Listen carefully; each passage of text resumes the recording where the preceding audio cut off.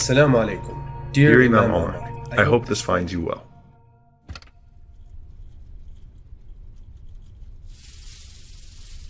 Life isn't all that exciting for me. I go to work, go shopping, go home, and aside from babysitting Fatima occasionally, don't really have much of a social life. Kareem from the masjid always asks me to come volunteer for stuff, and I usually back out. But this time I decided I'd spend the weekend with him and the rest of the guys on a camping trip. Or at least that's what I thought I'd be doing.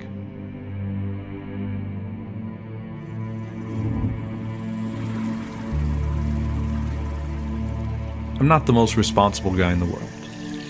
I flake on many of my obligations and tend to be last minute about everything. I prayed occasionally, but at times got halfway through my wudu before deciding something else was more important than the prayer. So I decided I'd hurry and catch the guys before they left. But Allah had a different plan. And that plan included me being unable to open a door I'd opened a million times before.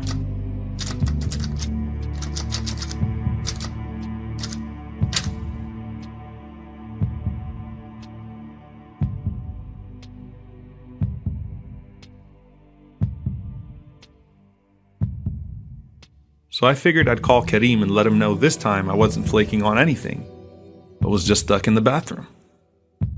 Makes perfect sense, right? And you say we have the best coverage in America. We often think we've got it all figured out, and that our contingency plans are too many for us to really get stuck in anything. Someone or something is always going to be there to bail you out. It's only a matter of time. But what happens when all that is taken away from you? And both the people and possessions you thought you could rely on start to fail you.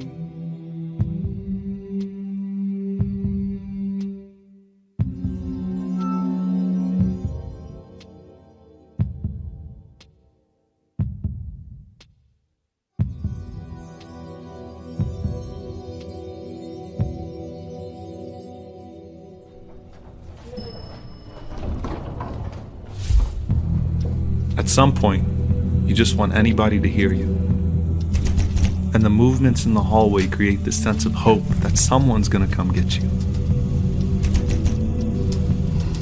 You can hear them, and you know they can hear you. But then the sounds of the footsteps fade away, and you're left dejected, wondering if another person might pass by and hear your cries.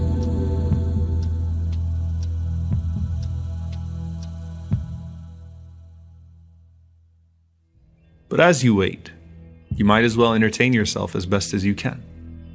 It's pretty pathetic, I know, but sometimes imaginary friends are easier to deal with and can actually really keep you company.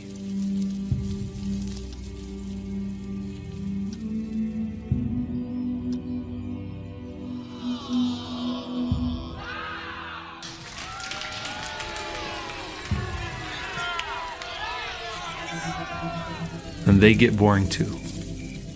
And just like with any day of work, you come home, you go through your motions, and lights out.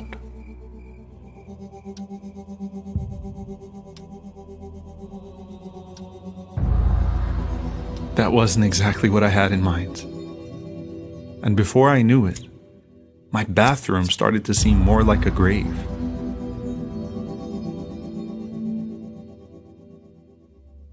The Prophet, peace be upon him, said that we should frequently remember death, and called it the destroyer of all pleasures. And though this might have been an odd place to do so, I probably thought of it more in those few moments than I had over the last year. It's amazing that it took getting stuck in a bathroom to start thinking about what it would be like to be alone in the grave. But I guess that's the point. Expect the unpredictable at any time. And death is the ultimate unpredictable. It was dark, cold, and lonely.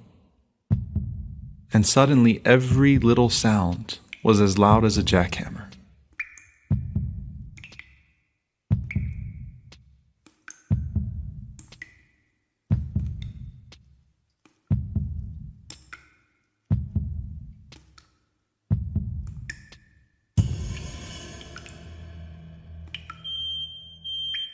Then I woke up to a nightmare that the fire that followed the grave was now to consume me, and that I could only hold off my inevitable fate for so long, because no one was going to hear or see me suffocate or burn.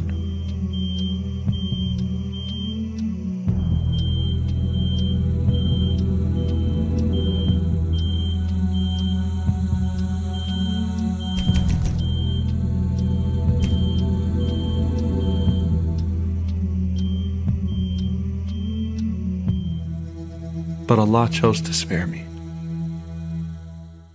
The smoke alarm was in another unit, but the alarm I needed to hear was internal. So I did what I hadn't done for a long time and thought I had no time for.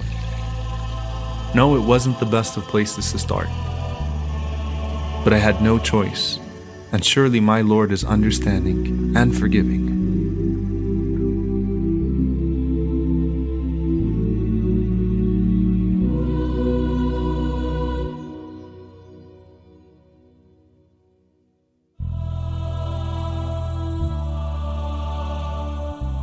Alhamdulillah. Suddenly there was clarity and an overwhelming sense that everything was going to be okay. Not because any person would hear me, but the only one who needed to hear me just did.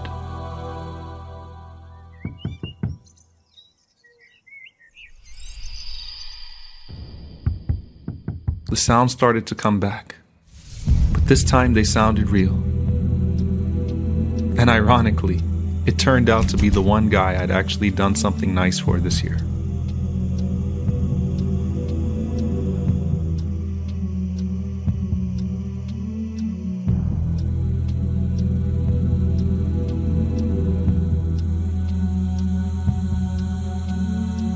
John told me to look down and try turning the lever in the opposite direction. I really didn't get what he said till I actually tried it. And just like that, the turner of hearts turned my heart towards him. And as my Lord promised, everything was okay. Everything was okay. And though I thought I was alone throughout this entire ordeal, Allah was with me the entire time.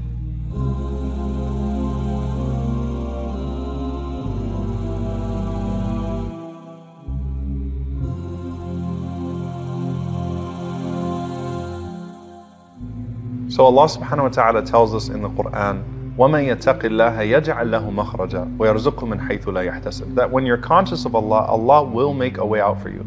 But the thing is that sometimes Allah subhanahu wa ta'ala is going to delay that way out so that He can give you some perspective. Because you see, if Ziyara would have went on that trip, he would have had a weekend of fun. But now he has a lifetime of perspective. And that's why the Prophet ﷺ, he said that when Allah sends these tests to us, He called them a'rad, which are hindrances. So Allah will take a little bit of your health so that you can recognize the blessing of your health. He'll take a little bit of your wealth so that you can recognize the blessing of your wealth. He'll take a little bit of your time so that you can recognize the blessing of your time. So all of these things are to put things back in perspective so that we don't become ungrateful, so that we don't lose, sight of the purpose in life, so that we keep our focus on Allah subhanahu wa ta'ala. And that's what the Prophet ﷺ said. He said that أَلَا كُلُّ شَيْءٍ خَالَ اللَّهَ بَاطِلُ, that the most truthful line of poetry ever spoken was that everything besides Allah subhanahu wa ta'ala is disposable. Because if you lose anything else in life, then you can replenish it with something, you can replace it with something. But if you lose Allah, you lose everything, including yourself.